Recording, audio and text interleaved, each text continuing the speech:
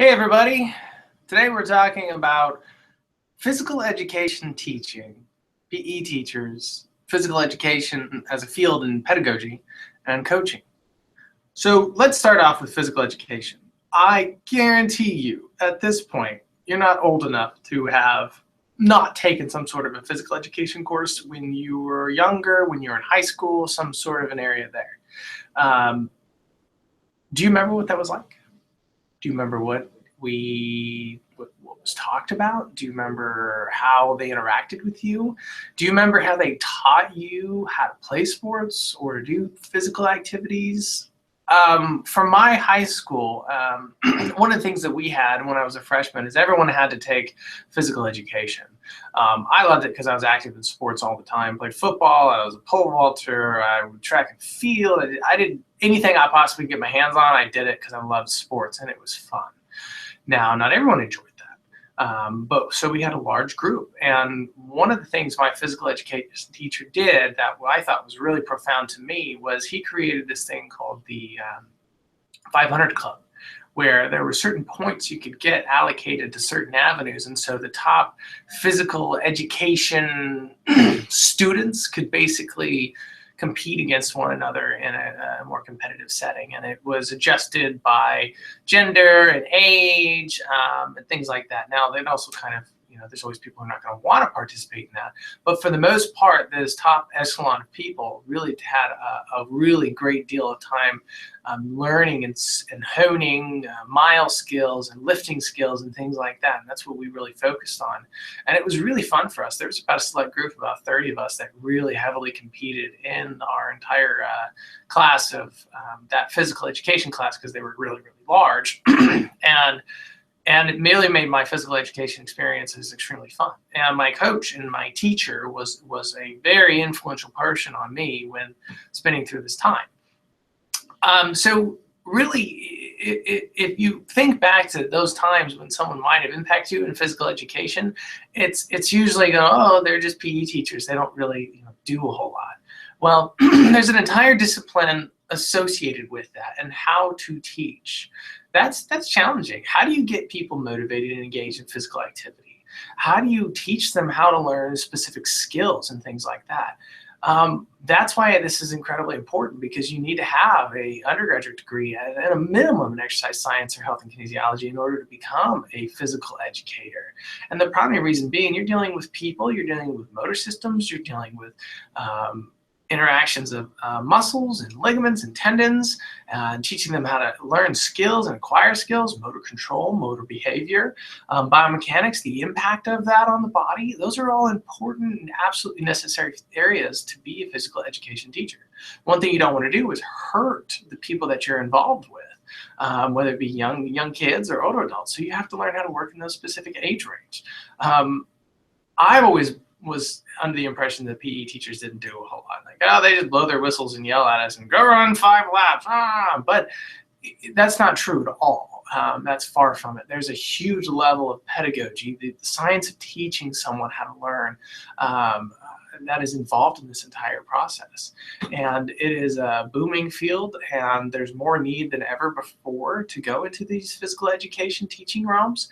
And I think it's an incredibly promising area.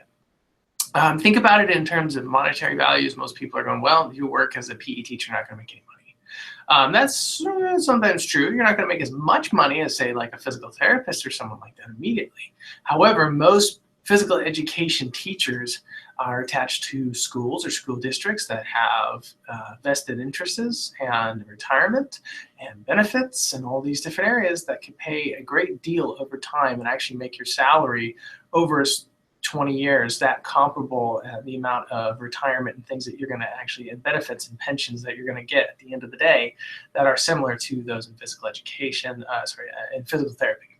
So don't discount it, as it's a great field to go into. And you know what the nice thing is, it really doesn't require you to go on and get any additional training.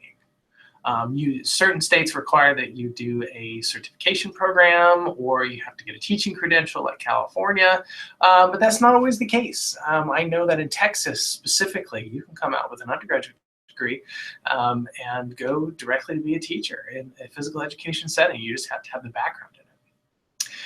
So on to coaching. Most often than not, if I was to poll you guys, I guarantee you that most of your physical education teachers would have been a coach or are a coach at some point. And you're going to go, yeah, that's totally true. And I'm going to go, yeah, okay. That's not always the case. The coaching profession is different than physical education. Most of the time, for the folks that end up being physical education teachers, they've got a physical activities background, and it's very easy for them to step into a coaching role in some specific sport. Or if a coach for it is kind of like a targeted hire, or they want to come be the new football coach at your high school or something like that, more often than not, the university will also allow them, if they have the proper credentials, to become a physical education teacher as well. And so you've got these two dual roles. So they're not just coming and teaching, and they're actually part of the institution. They're part of that school and that school district. And so it kind of gives them more of an interest in it. But the coaching field itself is incredibly diverse and incredibly vast. One of the areas that I really hold near and dear to me is strength and conditioning. I worked as a strength and conditioning coach at San Diego State and did some stuff and work with a club team there. And that was incredibly rewarding. The avenue that I had to pursue for that is typically taking the appropriate classes and then actually doing certifications with the strength and conditioning. CSCS, the National Strength and Conditioning Association, is an entirely viable field, and a very large one as well. You can't just think these big guys that are really strong and really yoked and raw. That's not the case here. What we're talking about is folks who understand the science behind physical activity and making people go through their peak and valleys. So when you think about the term periodization, how do our athletes perform at the elite point when they need to? Well, the periodization, you can't work out 7 days a week and expect to perform in the same every single week and every single month. You have to ebb and flow. You can't do the same activities. What muscles are you going to exercise versus the others? Which ones are you going to focus on? You're going to focus on your fast twitch muscles, your slow twitch muscles. What type of specific training are you going to do? Are you going to do plyometric training? Are you going to do power lifting? Are you going to do Olympic lifting? Are you just going to do running? So it's all dependent upon the needs of those athletes, and that's what coaches really focus on. At least the strength and conditioning coaches. On the other side, coaching itself as a profession, there's plenty of jobs across the country in that. And those are typically tied to institutions like a college or a high school like that, but you can also be a health and wellness coach, where you coach people in terms of being healthy and having positive outlooks on life. That pairs with that, and that's also part of kind of like personal training as well. So there's a lot of cross-disciplinary there. You can go and be a graduate assistant at a university and learn how to coach effectively for tennis and for soccer and for football and things like that, while get a master's degree potentially paid for. That's always a field. But be aware, in the coaching field, it's a little rough, and there's not as many jobs available. Especially at the higher levels. Not everyone's going to be a collegiate coach, or especially not an NFL coach. I mean, NFL or professional sports, that's really challenging to get into.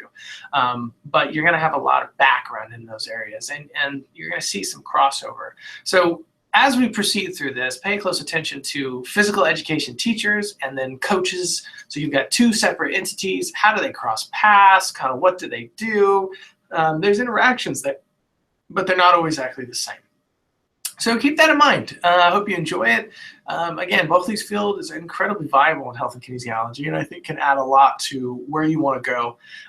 Pay attention to that. And if you like working with people, and you like teaching them about how to acquire skills and how to perform and how to actually maturate throughout the time and learn to become young adults or high schoolers, or you like to see those growth patterns, this is definitely a really great field. One other thing I want to mention is there's also an entire area that's underserved right now, and that's our disabled population.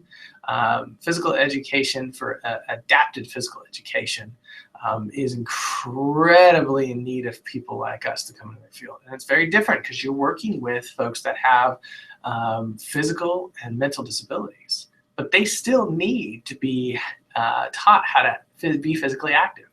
And it is very challenging because you're going to have to get dirty. When I say that, it means it's not like you can tell someone in a wheelchair, say, All right, run 10 laps. You have to get creative, and you have to kind of dive through the muck to figure out how to get them to be extremely physically active or get them to the point of it. And you're going to have to reach them at a different level. And there's an entire field about adaptive physical education. We have a program here at Georgia Southern that works with adaptive physical education run by Dr. Colquitt. And I would look into that because personally, there's a lot of options there as well. Anyways, enjoy it. We'll talk to you later. Good luck.